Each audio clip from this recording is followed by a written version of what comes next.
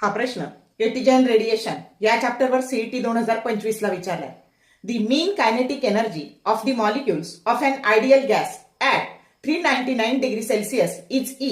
The temperature at which the mean kinetic energy of its molecule will be E by 2 is option A 336 degree Celsius, B 276 degree Celsius, C 123 degree Celsius and D 63 degree Celsius.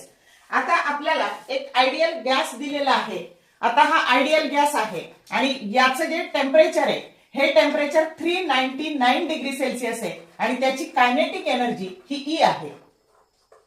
मग जेव्हा याची kinetic energy ही E/2 असेल तर त्यावेळेस त्याचं temperature किती असेल ते T2 किती असेल असं विचारले. मग आधी काय करायचं तर हे डिग्री सेल्सिअस मधलं टेम्परेचर आहे याला आधी ऍब्सोल्यूट टेम्परेचर करून घ्यायचं म्हणजे डिग्री केल्व्हिन मध्ये करायचं. मग 399 प्लस 273 ऍड केले की ही तुमची व्हॅल्यू झाली बघा 672 डिग्री केल्व्हिन. हे झालं T1. T2 शोधायचंय. मग kinetic energy that is directly proportional to absolute temperature आणि म्हणून आपण घेणार T2 by T1 that is equal to KE2 by KE1. आता KE2 काय आहे E/2 आहे आणि डिवाइडेड बाय आता हे काय झाले तर divided by KE1 he E आहे. E कॅन्सल झाले आणि हे 1/2 झाले.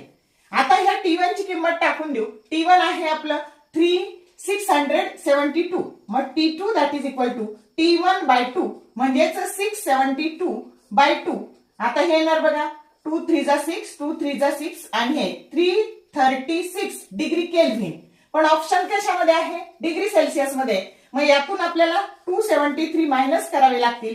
336 minus 273 that is equal to बघा हे येणार आहे 63 डिग्री सेल्सिअस. जो करेक्ट ऑप्शन तुमचा डी आहे. समजलं कसं सोडवलं. तर अशा पद्धतीने खूप सारे प्रश्न 2025 ला टेम्परेचर आणि कायनेटिक एनर्जीवर आले होते. एकच लक्षात ठेवायचं kinetic energy of a gas molecule that is directly proportional to its absolute temperature. मग कशाही पद्धतीचा प्रश्न आला तर आपल्याला सोडवता येईल. जर तुम्हाला सीईटीच्या पीवायक्यूचे शॉर्ट व्हिडिओ हवे असतील तर विंग्स ऑफ फिजिक्सच्या चॅनलच्या प्लेलिस्टला व्हिजिट करा. तिथे तुम्हाला खूप सारे पीवायक्यूचे शॉर्ट व्हिडिओ मिळतील जे तुम्हाला सीईटीला कमी वेळात छान अभ्यास करायला उपयोगी पडतील.